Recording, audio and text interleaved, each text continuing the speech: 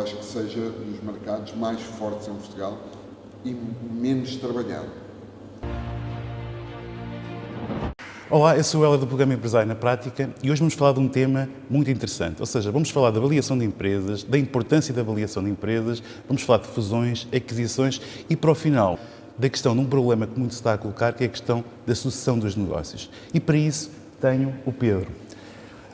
Pedro, antes de falar um bocadinho sobre ti, e se calhar faz mais sentido, sejas tu próprio a falares um bocadinho do teu percurso profissional e também académico, porque ou seja, se eu fosse-te apresentar, corria o risco de me esquecer de alguma coisa. Assim, dou-te esse ónus de tu te apresentares e falares um bocadinho de ti, para então avançarmos de seguida aqui para o nosso conteúdo. Pedro, fala-me então um bocadinho de ti. Olá, Helder. Bem, em primeiro lugar, quero-te agradecer pelo convite. É um prazer estar aqui no teu canal. Portanto, acho que é uma coisa que nós temos que começar a divulgar cada vez mais e estarmos atentos aos temas e realmente eu tenho seguido o teu canal e tenho tido aqui alguns temas bastante interessantes. Eu é que agradeço, Pedro. E acho que aí é uma coisa que só traz benefícios para todos nós. O meu percurso, portanto, eu tive 26 anos em Angola, atualmente estou há cerca de 3 anos em Portugal. Regressei a Portugal por motivos de ter os pais e os sogros já com alguma idade, portanto, e que necessitava aqui também ter algum acompanhamento. Então, de forma que toda a minha vida sempre foi dedicada ao mundo dos negócios. Portanto, eu sempre estive virado na parte de avaliação de empresas, na parte de desenvolvimento de negócios, portanto, ajudar as empresas a crescer, desenvolvendo os negócios de diversas formas. É claro que estamos a falar de um continente como a África e mais nomeadamente Angola, onde, de certa forma, havia a necessidade de tudo crescer, portanto, e a visão era realmente bastante importante naquele país. Não quer dizer que Pedro, não seja... se me permites, e se calhar lançava-te logo no princípio do vídeo um desafio de fazermos um novo vídeo, mas a falar do tema de se o mercado africano ainda é interessante ou não. Eu parece-me que é um tema bastante interessante e que faz todo o sentido, e quem melhor do que tu viveste lá uma série de anos e desenvolveste alguns negócios com empresas e isso tudo. Vou desafiar para fazermos para o futuro um vídeo sobre este tema, que parece-me que é bastante interessante. A África é um continente que a mim me fascina, portanto, a África eu acho Mas não dê já a resposta? Não. Okay. A África tem Okay. só aqui assim duas coisas rápidas. A África é um continente bastante grande e do qual eu me senti bastante enquadrado naquele continente. Portanto, embora tenha nascido em Angola, toda a minha vida ouvi falar de Angola com os meus pais, desde pais a tios, portanto, toda a minha vida ouvi falar de Angola. E realmente o meu percurso acabou por ser um pouco na área dos negócios. Portanto, eu fui para Angola em 94 e todo o meu percurso sempre estive ligado a uma série de uma empresa de ferramentas, portanto, embora eu entenda bastante bem de ferramentas, mas o meu intuito sempre foi os negócios, portanto, compra e venda, portanto, e nesse setor sempre acompanhei, e é um gosto que eu tenho, e acho de certa forma é aquilo que eu sei fazer, é o mundo dos negócios. Devido a ter ido para Angola relativamente novo, portanto, na altura não tinha acabado ainda o meu percurso universitário, portanto, não tinha acabado ainda o meu percurso académico.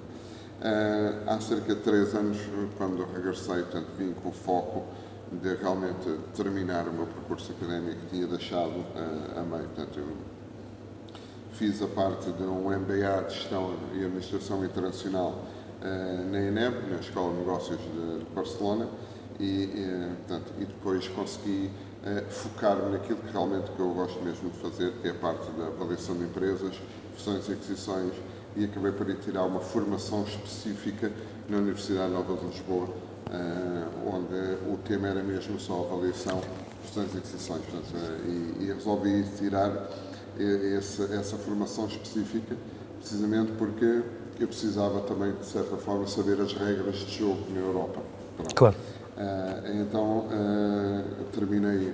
fiz essa formação, terminei, portanto, na parte do MBA de Gestão e Administração Internacional, e fiz a parte do mestrado de Empreendedorismo e Inovação. Portanto, hoje em dia fiz a parte da Economia, portanto, estou inscrito na Ordem dos Economistas, tenho a minha cédula profissional da parte da Ordem dos Economistas e estou a reviver e a relançar aqui na Europa a parte de avaliação, fusões e aquisições, que eu acho que é um mercado que cada vez há mais carência de pessoas a dedicarem-se a esse setor, porque o empresário acaba por ter, o empreendedor e o empresário acaba por não ter assim às vezes muita ideia do que é que possa ser uma valuation. Pedro, era por aí que eu queria pegar, com um pontapé de seguida, o que é uma avaliação e também porque é que o empresário deve saber qual é o valor da sua empresa. Nós estamos a falar de valores contabilísticos, que também pode ir por aí,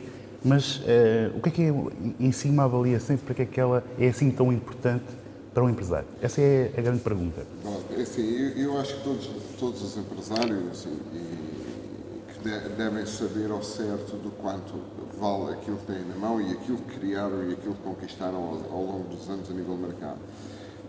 Muitas das vezes as pessoas pensam que a avaliação passa só por ser um valor patrimonial ou valor de faturação da empresa e muitas das vezes, ou seja, o empresário pensa, não, eu vou avaliar, a minha empresa vale X porque eu tenho um armazém, porque o armazém está pago, ou porque eu tenho ativos tangíveis e esses ativos tangíveis valem um X, ou porque eu faturo Y por ano e realmente uma avaliação não passa só por isso. Portanto, a avaliação passa, sim, por esses valores também, lógico, mas passa também muito, e aqui é que começamos a ter algum foco nesse campo, passa muito pela capacidade que a empresa possa vir a gerar receitas nos anos a seguir, que sinergias é que essa empresa pode desenvolver em outros países, internacionalmente, portanto, quer dizer, e tudo isto pode ser avaliado e tem o seu determinado valor em si. Eu sou da opinião, e se calhar contra mim falo porque faço avaliações de empresas, lógico, mas eu sou da opinião de cada empresário deve saber o que é que tem na mão. Tal e qual como nós temos uma casa... O que não se mede não se gera, e se nós não soubermos... Exatamente, sim. Portanto, tal e qual como nós temos uma casa, também gostamos de saber qual é o valor Claro, da casa claro, que nós claro. vivemos ou que temos. Portanto, quer dizer, e essa avaliação é assim, ok, eu tenho uma casa, comprei por 50, mas agora quanto é que vale? Né? Portanto, vale 70, vale 100, não interessa. Mas todos nós também gostamos de saber o que é que a casa vale. E as empresas é um pouco isso, não é? Até mesmo porque hoje já se nota que os negócios não são tanto para a vida como foram em tempos. Ou seja, que se fazia um negócio, hoje em dia é mais comum vender-se um negócio. E nesses momentos faz todo o sentido que se saiba para ambas as partes, quem vai comprar e quem vai vender, não ir às curas, né? Portanto é um pouco isso. Isso é um pouco assim, hoje em dia, e devido àquilo que estamos a atravessar economicamente e que Portugal está a atravessar e que outros países também estão a atravessar, isto acaba por ser um pouco aqui uma união, não só da Europa, mas de outros países do mundo, e cada vez mais as empresas, portanto, para crescerem, muitas das vezes têm que se unir a outras empresas. Portanto, e isso costuma-se dizer, se queres crescer bem, junta-te a alguém, né, para conseguires crescer e teres um caminho mais longo. Né? E cada Aquela vez palavra, mais, sabe, se queres ir rápido, vai sozinho, se queres ir longe, vai acompanhado. Sim, sem dúvida, isso também é um... Essas são as palavras certas, porque realmente, e cada vez mais as empresas, nós estamos a atravessar uma inflação muito forte, e cada vez mais as empresas começam a ter menos poder de venda, porque também os clientes também começam cada vez mais a não ser um cliente 100% fiel. Portanto, e hoje em dia pôr uma marca num patamar que o cliente seja 100% fiel, às vezes é um bocado difícil, não é? Portanto, podemos estar a falar, se calhar, em marcas como Montblanc ou Louis Vuitton, não sei, que há consumidores, há clientes que só compram aquela marca porque gostam daquela marca. Não é? Claro. Mas hoje em dia, grande parte do mercado, e se calhar estamos a falar em cerca de 70% a 80% do mercado, já não liga muito a isso. Não é? Portanto, já liga por adquirir um bem, seja de marca ou não seja, porque a economia está de tal maneira pesada que as pessoas muitas vezes podem, eu se calhar em vez de dar 10 vou dar 5. Não é? E isso faz com que essa parte do consumo tenha vindo a diminuir e faz com que as empresas tenham que se unir cada vez mais. Portanto, o setor das fusões, eu acho que é um setor que cada vez mais vai ter um crescimento bastante forte. Pedro, como no canal que nos segue, normalmente é o pequeno empresário ou um empresário de segmento médio e não os grandes que esses têm acompanhamento, ou seja, de uma forma simples, queria que me desses uma forma simples para quem não entende nada disto, o que é uma aquisição e uma fusão e uma cisão. Já agora estes três serão os principais, de uma forma simples que qualquer um entenda. Na parte da fusão, portanto, é muito simples. Nós temos aqui, imagina, eu e tu temos duas empresas e queremos alcançar, tu possas ter um mercado internacional, eu posso ter um mercado europeu e tu pretendes ter um mercado europeu e eu pretendo ter um mercado internacional, portanto, e a gente agarra e vai se unir e vai fazer uma fusão de maneira a que a gente consiga chegar longe. Portanto, e aí nós vamos concentrar as nossas sinergias e eu fico com a tua sinergia do mercado internacional e tu ficas com a minha sinergia do mercado europeu. E depois tinha aqui alguns temas ainda a desenvolver, porque tipo de produtos é que tu possas comercializar, que eu possa comercializar. Portanto, e nós aqui, lá está, uma coisa era eu fazer a avaliação à tua empresa, tu fazes uma avaliação à minha e depois aqui teríamos que fazer uma avaliação das duas empresas. Conjunta. A parte da aquisição acaba por ser um pouco, portanto, eu posso adquirir X% do teu capital, como posso adquirir 100%, 20%, 30%, portanto, e a partir daí tu podes ou não pertencer à parte da gestão. Portanto, a aquisição acaba por ser uma coisa que já está nos setores... que é o que na prática se chama ter controle.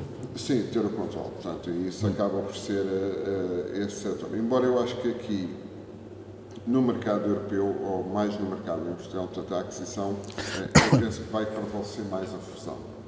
Portanto, porque eu acho que a parte de, por exemplo, na aquisição, imagino que tu precisas de um investidor, e esse investidor possa ou não perceber a tua área de negócio, mas esse investidor pode entrar e fazer a aquisição de 20%, 25%, um pouco aquilo que a gente às vezes vê no Shark Tank, né? Portanto, os investidores entram e adquirem 10%, 15% de projetos em startups. Portanto, isso aí acaba por ser um pouco a mais-valia da aquisição. Embora eu acho que o mercado em Portugal cada vez mais se prepara para as fusões. Isto porque... Peço desculpa. Isto porque realmente, como tu disseste bem, verdade, portanto, a parte dos pequenos empresários acaba por terem um foco mais de se unirem uns aos outros para crescerem. Ou seja, o que estás a dizer é que faz sentido, mesmo até para o pequeno empresário, fazer ele próprio ter consciência da importância, aquilo que o seu negócio pode crescer se fizer uma fusão. O que à partida estaria fora do horizonte. Exato, porque não há tradição neste tipo de sinergias. Eu estou a fazer a avaliação de uma empresa no setor informático, precisamente porque eles vão acabar por se unir. Portanto, há duas empresas de informática em distritos diferentes, mas o que é certo é que ambos já não conseguem crescer mais sozinhos. Portanto, e eles, o engraçado é que os próprios empresários entenderam isso. Portanto, e por serem de distritos diferentes, portanto, eles vão acabar por fazer uma fusão, vão fazer uma transferência de capitais. Portanto, 1 mais 1 igual a 3, não é? Igual a 3, exatamente. Portanto, eles vão fazer uma transferência de capitais da parte da sociedade, onde uma vai deixar de existir e a outra é que vai dominar. Portanto, e acaba por realmente assim, um está num distrito, o outro está no outro, acabam por se unir e vão acabar por crescer. Por exemplo, nesta empresa que eu estou a fazer a avaliação, o forte passa pelo software da restauração, o que a outra já não tem. A outra tem um processo muito forte, tem uma produção muito forte a nível de software, de programação de software, portanto, desenvolve software, o que este já não tem. Portanto, quer dizer, e nós aqui vamos acabar por ter estas duas sinergias. Pedro, eu se calhar ia aproveitar esse exemplo que tu deste e é bastante interessante. Achas que a mentalidade do empresário português está a mudar? Ou seja, porque antigamente o segredo era a alma do negócio e não vamos dizer o que é que nós estamos a fazer de bem, não é? Porque queremos deitar abaixo o nosso concorrente. Achas que esse tipo de mentalidade hoje está mais aberto para este tipo de negócios e de sinergias ou não? Eu acho que está mais aberto, mas mesmo assim ainda é pouco. Ok. Portanto, eu acho que já começa a haver uma visão. talvez as redes sociais tenham vindo a ajudar, há uns anos para cá, ou realmente quando, no caso, e pela experiência que eu tenho da África, mas no caso de Angola, quando Angola teve em altas há uns anos atrás, portanto, houve muita empresa em Portugal que estava a passar muitas dificuldades, acabou por focar os seus horizontes para o mercado da África. Portanto, e o próprio empresário começou a ter uma mentalidade diferente, começou a ver as coisas de outra maneira. O português também tem a capacidade de se reinventar quando há... Sim, o povo português nesse aspecto é muito empreendedor. Portanto, acaba por ser é difícil, e desculpa a expressão, é difícil abater um empresário português. Às primeiras, não é? Às primeiras, portanto, é isso.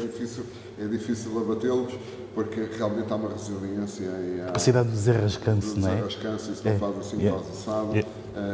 E isso, embora eu acho que a mentalidade a nível do empresário português ainda passa muito por é meu e só meu. Portanto, e é isso que tem que começar a abrir um bocado. Porque assim, eu, por exemplo, no meu caso, todos os negócios que criei sozinho, o meu foco sempre foi ao fim de 4, 5 anos pô-los a andar.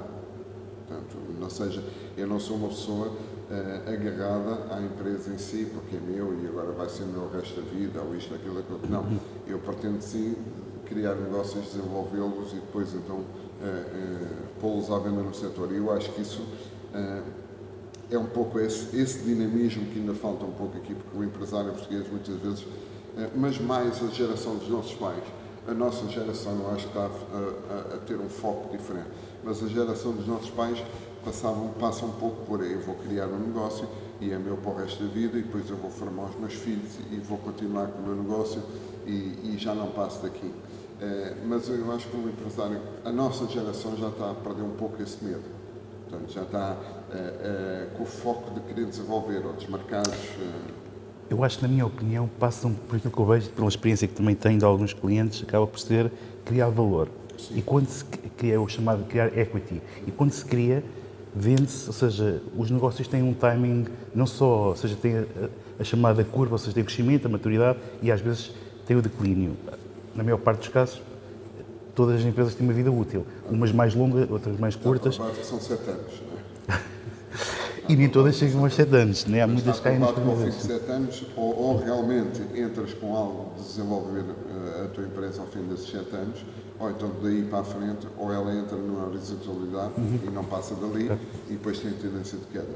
Portanto, está provado economicamente que 7 anos é o tempo limite de crescimento que a tua empresa possa ter, e ao fim de 7 anos, ou há algo ali que a faça continuar a crescer, ou estagna e declina. Ou estagna e tem tendência de queda. Okay. Portanto, isso está provado pelos books e pelos grandes crânios da matemática e por aí fora. Portanto, está provado que em 7 anos, até 7 anos, a tua empresa pode crescer, ao fim de 7 anos a empresa estagna e tem tendência de queda.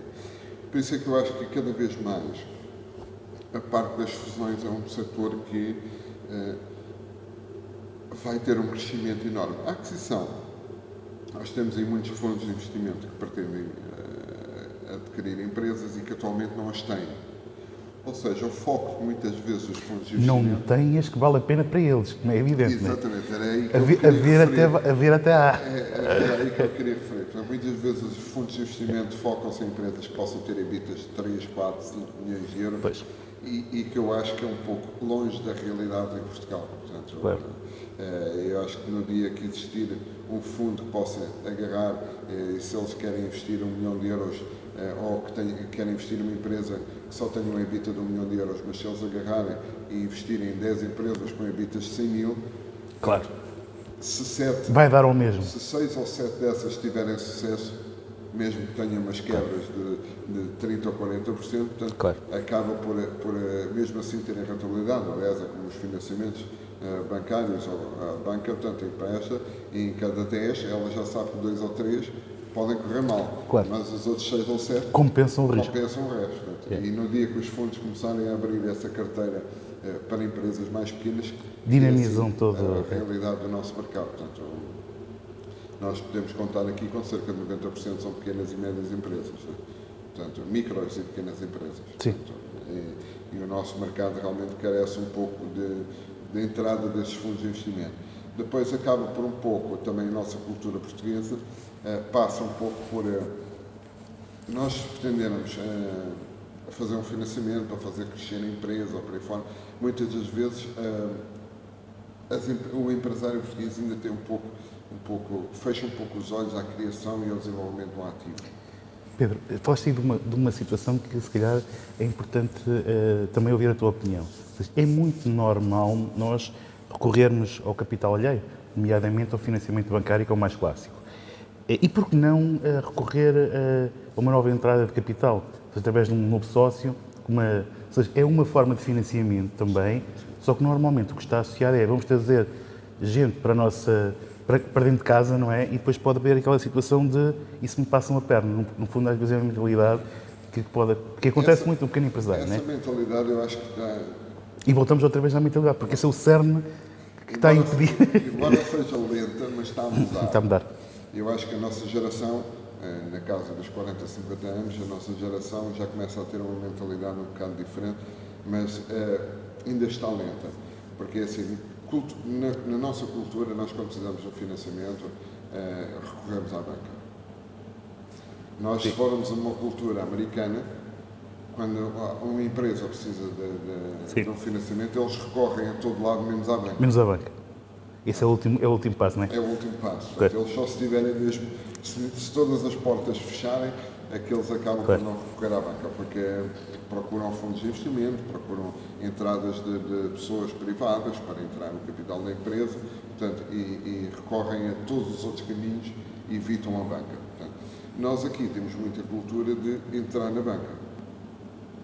O que acontece muitas vezes aqui passa por muito, o empreendedor muitas das vezes português passa por, eu vou desenvolver um negócio, eu vou criar um negócio, eu vou criar um escritório, sei lá, de contabilidade, por exemplo, vou criar este escritório e depois, quando ele tem esse escritório a funcionar, que tem a sua carteira de clientes, 20, 30 clientes, e quando tem esse escritório a funcionar, o empreendedor muitas das vezes bloqueia ainda.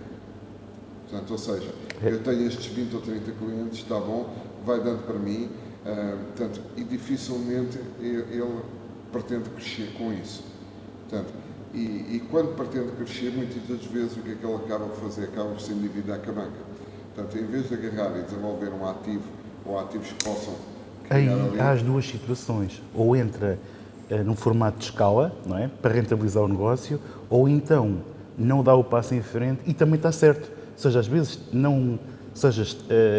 se tiver bons clientes e está por ali, a estrutura de gastos está, e financiamento está coberta, não é? Ou seja, se calhar também está bem e não há essa necessidade de crescer. Agora, isso também tem um pouco a ver, na minha opinião, com o perfil do empresário.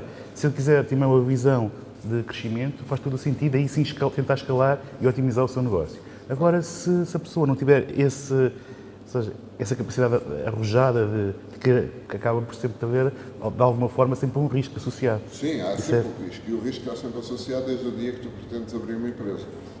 Portanto, esse é o verdadeiro tema. O risco está sempre associado. Eu faz-me lembrar, há uns anos atrás, em Angola, quando eu estava a implementar um projeto, aconteceu lá uma situação de que houve alguém que faleceu e aquilo...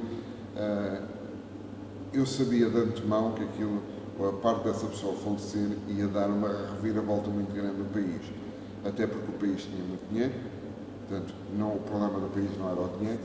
E eu lembro-me que sentei do outro lado da estrada no passeio, olhei para a porta do projeto que eu estava a desenvolver e disse assim, bem, agora aqui há duas situações. Ou tens capital para desenvolver o projeto, claro.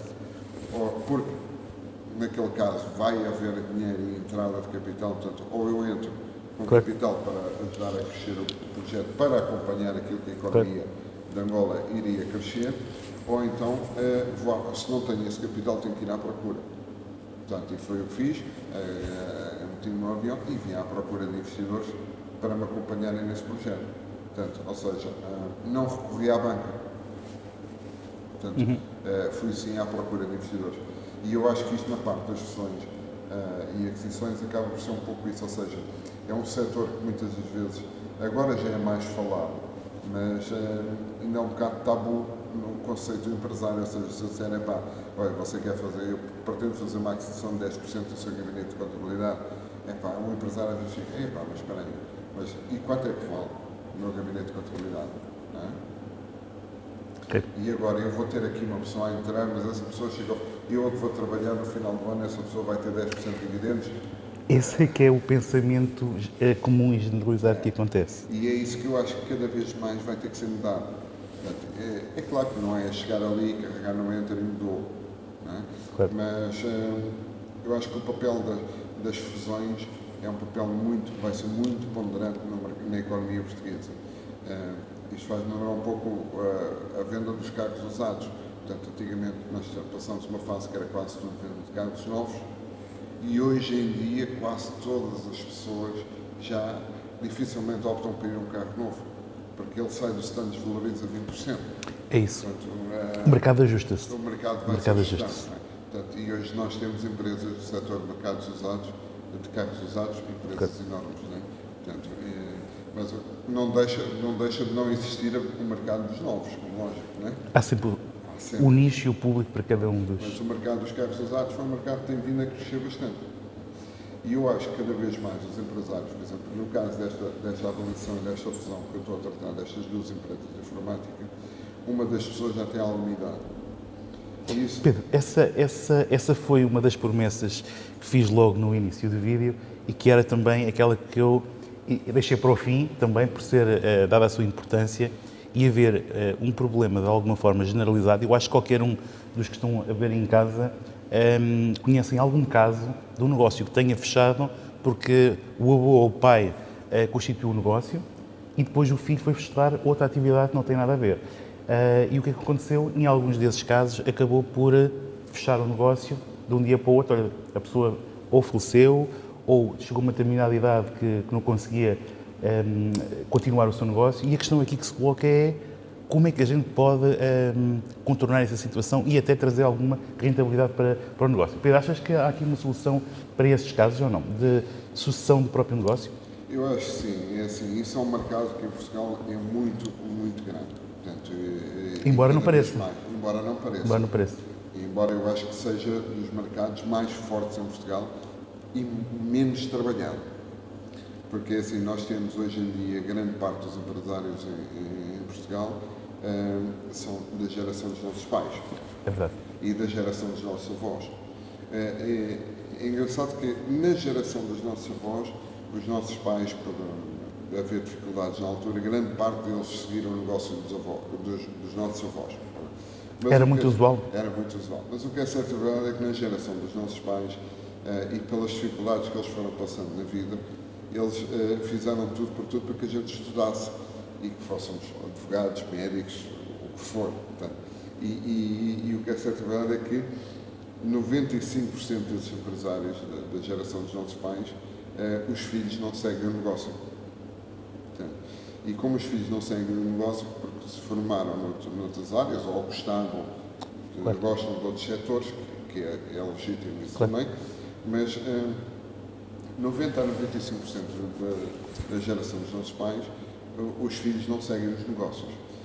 O que é que aparece aqui? Aparece que, sendo Portugal um país com 90% de micros e pequenas empresas, né, e essas micros e pequenas empresas serem precisamente a geração dos nossos pais, né, nós temos aqui um mercado que muitas vezes é assim. Se o filho for o filho único, acaba por o pai, se pretende ir para a reforma, acaba por, se calhar, a maior parte das vezes abandonar o negócio e fecha o negócio, fecha as instalações e encerra a empresa em si e não tem qualquer lucro. Há todo um know-how por trás, uma carteira de clientes, ou seja, toda uma história de uma pequena empresa. E anos de vida de trabalho. Né? E anos de vida de trabalho, pessoa, né? E anos de vida de trabalho desse empreendedor. Né? Portanto, e isso acaba por ser um setor que muitas vezes nós temos empresas ditas maiores que essas, muitas vezes pretendem comprar essas empresas precisamente por ter a carteira de clientes, ou por estarem em distritos diferentes, ou por estarem em zonas diferentes. Ou seja, um problema gera-se uma oportunidade. Gera-se uma oportunidade de negócio. Portanto, e muitas das vezes a parte da sucessão é coisa que não é vista como deve ser. Ou seja, eu muitas vezes já apanhei empresários que dizem, não, o meu filho agora é médico, ou o meu filho é advogado e eu vou agarrar, quando eu fizer 65 ou 70 anos, eu vou agarrar e cerrar as portas e fechar. Quer dizer, mas ele está a fechar um sonho de 30 ou 40 anos que ele trabalhou ali. Exato. Quer dizer, e se ele pretende ter uma melhor qualidade de vida dali para a frente, a sua reforma, o porquê de não avaliar a empresa ali na altura e o porquê de não vender essa empresa? Seja um private equity, seja um investidor privado, seja a concorrência, o porquê de não vender a empresa? E ali realizar, realmente posso dizer assim, ok, durante 40 anos eu tive aqui o meu sustento, consegui formar os meus filhos. No fundo, isso é que é um verdadeiro ativo, não é? Durante toda a vida constituiu ali um determinado... empresa em Sim, si. exatamente, sim. E agora diz, ok, eu agora vou para a reforma, epá, não, mas antes de ir para a reforma eu vou mandar avaliar isto e se calhar vendo isto e vou vender isto, vou falar um número matemático, vou vender isto por 100 mil euros e ainda são 100 mil euros que eu tenho para ajudar a minha reforma. Que até ali poderia não dar em nada, não é? Podia não dar em nada. Exatamente. E muitas dessas empresas e esse empresário e empreendedor da geração dos nossos pais era um empreendedor que tinha muita visão de ter o espaço comercial próprio. Pois é. Portanto, a grande parte... Já não tem endividamento, já não tem... endividamento, portanto, quer dizer, e muitas vezes acabam por encerrar essas empresas e aquele espaço acaba por vir ao abandono. Nem alugam, nem vendem, nem fazem nada. Portanto, e isso acaba por ser um pouco... às vezes triste para quem está neste mundo das fusões e aquisições, às vezes... Haver uma grande oportunidade de negócio, até mesmo para... Sim. Brutal de gente avaliar isto, que se calhar isto vale 200 ou 300 ou 400 mil, tem sinergias que podem ser contempladas com aquela empresa que está ali no outro distrito. No fundo é ganha-ganha, não é? Que é um bocado aquilo... É o win-win. Exatamente. Muitas das vezes, por exemplo, vamos supor, no teu caso, possa ter um gabinete de contabilidade e depois os filhos não seguem a contabilidade e depois vais acabar por encerrar aquilo sem ter uma mais-valia. Claro, Deixa de trabalhar claro, 30 ou 40 anos e depois desses 30 ou 40 anos o que é que tiveste como? Foi só o teu salário, o teu sustento da família e chegas ali e não tens aquele bombom ou aquele cereja em cima do bolo, tipo, olha, eu vendi isto e agora A recompensa, não é? A recompensa. E muitas das vezes isso é um setor que está a ser muito pouco explorado. Okay. E muitas das vezes os filhos é que devem estar atentos a esse tipo de negócios. Não é? Porque assim, se eu tiver o meu pai que tem um determinado negócio, que tem 40 anos naquele setor, sei lá, uma loja de ferramentas ou um stand de automóveis e agora assim, quer dizer, o meu pai possa ter uma loja de ferramentas, tem a loja que já não tem dívidas a ninguém, praticamente. A ninguém. Yeah. Tem a sua carteira de clientes. Eu segui economia, não tem nada a ver com ferramentas. Agora o meu pai encerra aquilo por encerrar. Muitas vezes eu posso dizer assim, ok, eu não vou seguir o ramo das ferramentas, mas o que é que eu vou fazer àquilo? Não é? Então, se calhar, em vez de encerrar a empresa, não é?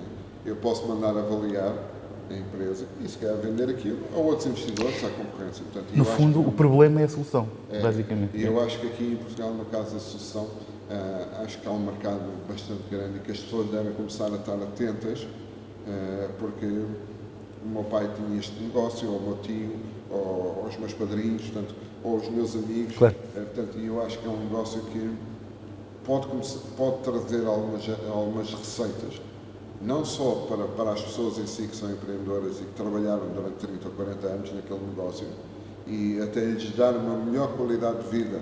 Claro, e fim de vida, sim. Porque acabam por ter ali, olha, de repente, recebi aqui 300 mil euros da venda do meu negócio. E essa pessoa acaba por dizer, não, agora sim sinto-me compensado. Eu montei um negócio, formei os meus filhos, claro. E agora vendo o negócio e tenho dinheiro para a reforma. Não é?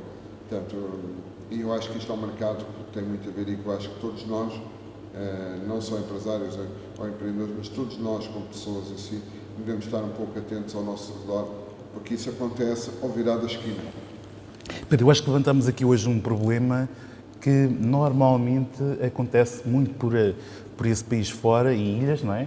E que as pessoas às vezes não sabem como sair desse problema. Pedro, se alguém tiver interesse em fazer um acompanhamento, uma avaliação, uma fusão, como é que pode entrar em contacto contigo? Quais é que são os teus contactos, as tuas redes sociais, para que, caso conheçam... Eu tenho um site criado que é o setupcapital.com. Setup Capital? Setupcapital.com e lá tem a explicação de um pouco tudo, o que é uma avaliação, as fusões e por aí fora. E lá tem os meus contactos todos. Portanto, A rede social, felizmente, o que mais uso é o LinkedIn, portanto, que é Pedro Simões, é das redes sociais que mais uso. Mas se quiserem podem só entrar no site setupcapital.com e lá tem todos os meus contactos. Pedro, queres dizer mais alguma coisa sobre alguma coisa que tenha cortado a palavra ou alguma coisa assim que queiras completar agora? Acho que foi falado um pouco de tudo. Espero que todos os empresários consigam agora um pouco esta explicação também de ter uma visão um bocado mais alargada para o mundo dos seus negócios. E peço que os empresários não olhem para o seu negócio só como o seu menino e que não querem ceder a mais ninguém. Portanto, que tenham uma visão maior e que possam pensar um bocado fora da caixa, portanto, e atingir outros mercados. Portugal, em tempos, foi muito forte há uns anos atrás no setor do têxtil, no setor do calçado. Hoje em dia perdemos esses setores porque não só pela parte da economia, mas para outros mercados internacionais. Mas eu acho que Portugal está a levar um caminho muito forte a nível da tecnologia. Portanto, nós temos startups tecnológicas muito fortes. E isso, temos 3 ou 4 startups já unicórnios, portanto, e eu acho que são startups que estão a pensar um pouco fora da caixa. E é um pouco isso que eu peço ao empresário, ou seja, não tenham receio, se tiverem que se unir com façam essa união, porque acaba por ser bom. Sim, no fundo é definir as regras do jogo, cada um sabe o que conta, portanto é algo muito tranquilo, sim, é algo tranquilo. E o objetivo será crescer e eu peço que os empresários comecem a ver um pouco a empresa em si com maior crescimento. Pedro, só uma última para concluirmos aqui o nosso vídeo. Como és economista e normalmente nós pedimos sempre a opinião como aos horóscopos, não é? Ou seja, qual é que é a tua expectativa para 2023, uma vez que ainda estamos no início do ano? Ou seja, como é que achas que o mercado, de uma forma geral, fazendo aqui o contexto de taxas de juros que estão como estão, inflação, ou seja, na tua perspectiva em termos de mercado para Portugal, qual é que é a tua opinião? Será um bom ano 2023? Dado que também já existem algumas expectativas para o final do ano, que a coisa e para o ano, que há uma retoma. Qual é que é a tua opinião? Assim, eu vejo isto um pouco, ainda um pouco tremido. Portanto, ainda um pouco sem saber ao certo o caminho que o país há de levar. Não vejo que seja assim muito otimista, pelo contrário. E assim, nós tivemos uma inflação de 10%, foi provocada pelo Covid, foi provocada também pela parte da guerra, embora não tudo, mas estamos, infelizmente, com a parte da guerra da Ucrânia, que é um dos maiores produtores de cereais, portanto, o que isso nos levou a haver uma maior procura em relação à oferta, mas e daí a inflação ter disparado. O caso das taxas de juros terem subido, de certa forma, não tinham outro caminho, porque pelo facto das taxas de juros subirem, o que é que isso acontece? Combater a inflação dessa forma. Inflação, portanto, eles tinham que fazer isso, porque as pessoas têm, e principalmente em Portugal, há muita cultura de ter a casa própria. Portanto, e as pessoas vão se focar, embora os empréstimos tenham crescido bastante, tenham aumentado bastante, mas as pessoas, o primeiro cuidado que vão ter é realmente não perder a casa. Portanto, então vão canalizar toda a sua verba para não perderem a casa. O facto de canalizarem a verba para não perder a casa baixa o consumo de alguns produtos. Portanto, e só assim que eles começam a estagnar as coisas. Portanto, eu sei que é duro e todos nós... O dinheiro é um recurso escasso e há que haver opções para... Mas tinha que ser, portanto, porque realmente o foco agora vai ser em realmente não perder o teto. É claro que aqui, temos um tema aqui muito longo, claro. Mas pronto, matematicamente e financeiramente acaba por ser um pouco isto e resumindo, portanto as pessoas não querem perder a casa e então em vez de comprarem 10 pães já só compram 8. Claro. Em vez de há uma retração natural do mercado. Começa a haver uma redução no consumo e a haver uma redução no consumo, os produtores também começam a ter excesso de estoque, começam a baixar os preços. Portanto, é o efeito. Isto vai acontecer durante o ano de 2023. Portanto, vai haver um ajustamento. Não é uma coisa que aconteça já amanhã, claro. Mas durante o ano de 2023, então eu acho que economicamente durante o ano de 2023 vai ser um ano de chegar a um ponto de equilíbrio. De acertar o passo. É isso. Voltar aqui a pôr Ok. o passo outra vez certinho. Portanto, e talvez 2024, então aí possamos começar a pensar num crescimento. Pedro, tenho-te a agradecer muito aqui a oportunidade de trocarmos aqui umas ideias sobre a questão em que tu és especialista, a questão da avaliação, fusão e aquisições de concentração de empresas. Para nós, resta-me agradecer os que ficaram até ao fim. Queria fazer o pedido especial que faço sempre, que é façam um like no vídeo e também compartilhem para que este vídeo possa chegar a mais pessoas, porque o objetivo do canal é ajudar empresários, nomeadamente o segmento mais pequeno, aquele que mais precisa de ajuda, ou seja, tem conhecimento técnico na área que domina, mas depois, em termos de gestão, às vezes, aquela pequena ideia pode fazer toda a diferença no seu negócio. Até ao próximo vídeo.